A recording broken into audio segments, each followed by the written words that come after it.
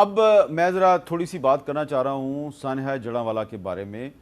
आप जानते हैं कि ये जो सानहा जड़ावाला है, इसमें सिर्फ चर्च पे हमला नहीं हुआ, सिर्फ लोगों के घर नहीं जलाए गए, लूट मार भी हुई है, चोरी चकारी भी हुई है।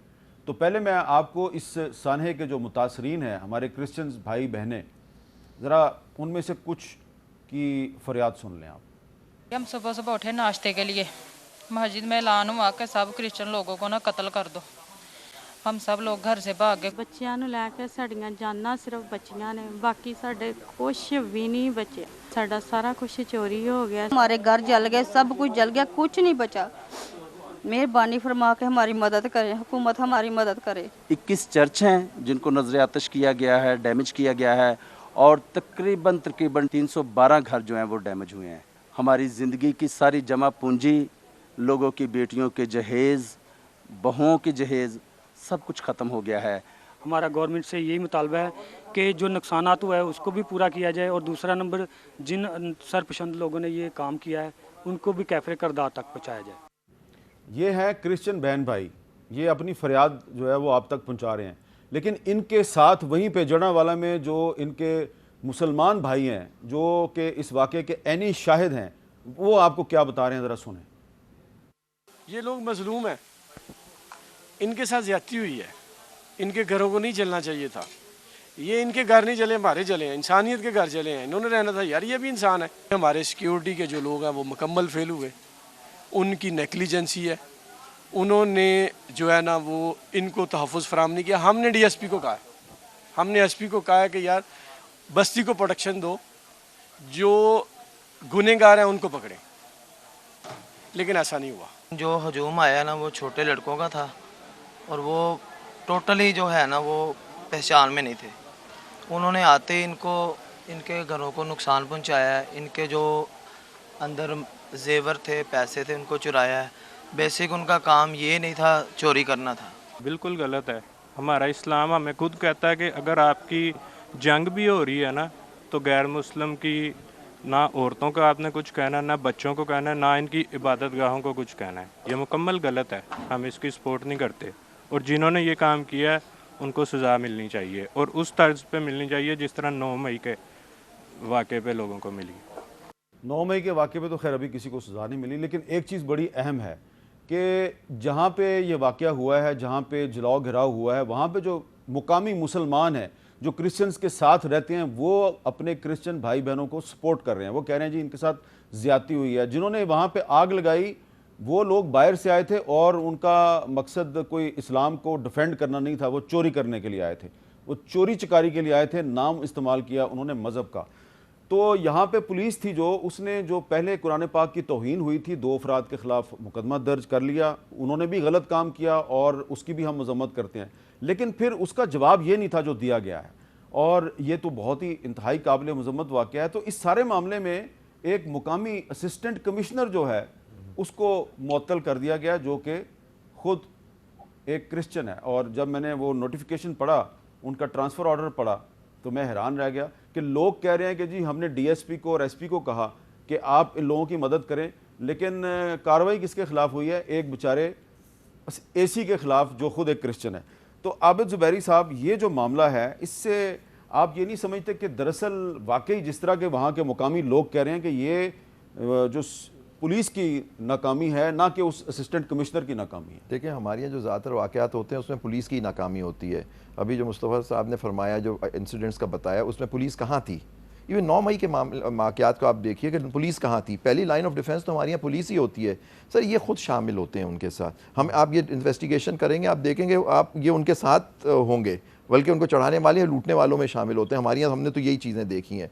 देखिए, रिट का करना पुलिस का, स्टेट का काम होता है। आप स्टेट हमारी हमेशा फेल होती है। और अब जैसे लोग कह रहे थे आपके चैनल पे कि जी आप उनके खिलाफ एक्शन तो लो, उनको लाओ, उनको कैफर किरदार पहुँचाओ, उनके खिलाफ पर्चे करो, उनको शहादतें मौजूद हैं, आप लाइए, उनको सज़ा दीजिए। आपका हर चीज़ तो वीडियो पे अब अवेलेबल होती है, कम अज़ कम आप आइडेंटिफाई तो कर सकते हैं, फिर उसका लीगल तरीके से आप उसकी शहादतें लाएँ और साबित करें। लेकिन देखिए, मैं आपको एक और बात करना चाहता हूँ। आप हमारा कुरान शरीफ की बड़ी बात करता है, लोग नहीं पढ़ते। सूरह हज की आयत नंबर 40 आप देख लीजिए, उसमें अल्लाह मियां फरमाते हैं कि अगर मैं एक कौम को दूसरी कौम के ख़िलाफ़ ना खड़ा कर देता और लोगों को अपने घर से निकाल दिए जाते हैं, तो चर्च, मॉनेस्ट्रीज़, सिनेगॉग्स जो यहूदियों की इबादत गाह होती है और मस्जिद है जहाँ अल्लाह का नाम लिया जाता है वो ढा दी जाती। ये ख़ुद हमारे कुरान शरीफ में चर्च का जिक्र है, सिनेगॉग्स का जिक्र है जो और मसाजिद का जिक्र है। ये भी तो हमें पढ़ाया जाए मुसलमानों को कि अल्लाह ख़ुद आपके हुक्म दे रहा है कि उनकी हिफाजत करो।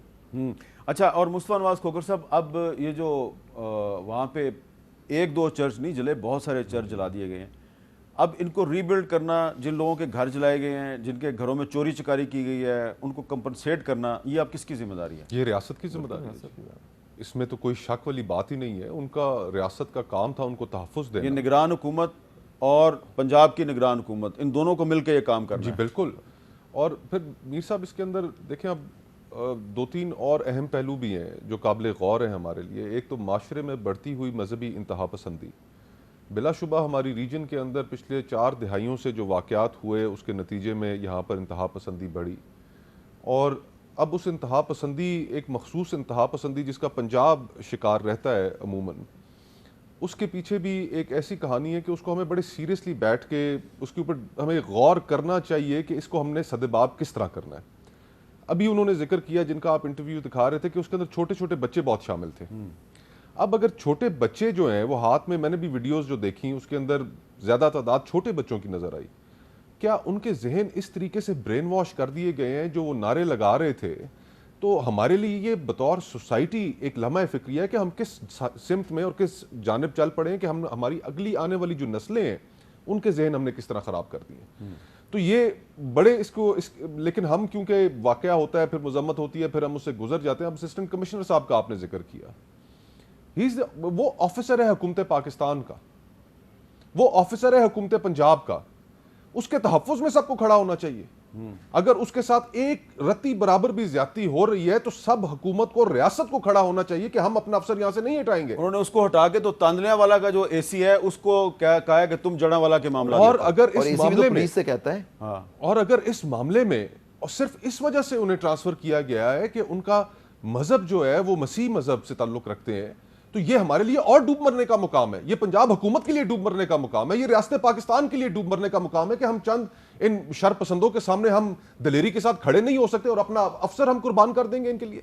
और लोग जो हैं वो बेचारे घर छोड़ के भाग गए, जाके खेतों में पनाह ली, रात उन्होंने खेतों में गुजारी, अब उनके पास सोने के लिए जगह नहीं है लोगों के पास। तो और हमारे जो रवैये है मीर साहब, मेरे पास कुछ अरसा पहले इधर इस्लामाबाद की जो हमारी क्रिश्चियन भाई हैं, कम्युनिटी बहुत यहाँ पर है, कुछ लोग आए और उनका इबादतगाह का मसला था, चर्च उन्होंने तामीर करना था। मैं इसमें इस्तिताअत जो मदद मैं कर सकता था मैंने की, लेकिन जो कुछ मेरे और जो दोस्त अहबाब थे, एक उनकी तरफ से भी आया जी कि आपने ये इसके ऊपर को फतवा लिया है कि आप ये कर सकते थे बतौर मुसलमान। मैं कहा यार खुदा का खौफ करो, कि हम किस जानिब चल पड़े मीर साहब।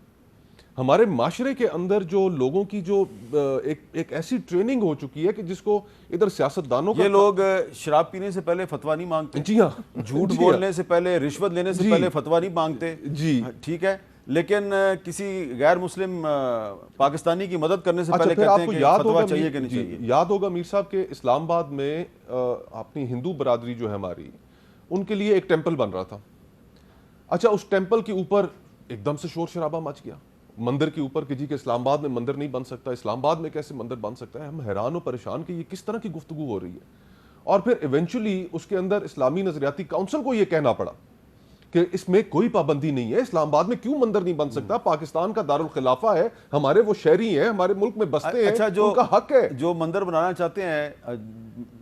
चाहते थे हिंदू कम्युनिटी के जो लोग थे, तो हमारे एक दोस्त हैं, वो हिंदू कम्युनिटी के लीडर भी हैं और MNA भी रहे हैं और काफ़ी दफ़ा MNA रहे हैं। आप उनसे सियासी इख्तलाफ कर सकते हैं, लेकिन ये जो कौमी असम्बली ख़त्म हो गई है, इस कौमी असम्बली में जाते जाते जो उन्होंने आखिरी तकरीर की, तो उसमें उन्होंने कैसे वो तकरीर कंक्लूड की, ज़रा सुनाएं। मेरे सीने की धड़कन है, मेरी आँखों के तारे हैं, सहारा बेसहारों का खुदा के वो दुलारे हैं। हमें समझकर फकत अपना हमें तकसीम ना करना, नबी जितने तुम्हारे हैं नबी उतने हमारे हैं। तो ये एक हिंदू MNA है रमेश कुमार, और ये आपके नबी हज़रत मोहम्मद सल्लल्लाहु अलैहि वसल्लम की शान में कुछ शेर जो हैं वो बहुत ही अकीदतमंदाना अंदाज में असम्बली में इन्होंने पेश किए। तो इनसे नफ़रत करना, इनकी इबादत गाहों पे हमला करना इस्लाम की भी तौहीन है, इंसानियत की भी तौहीन है।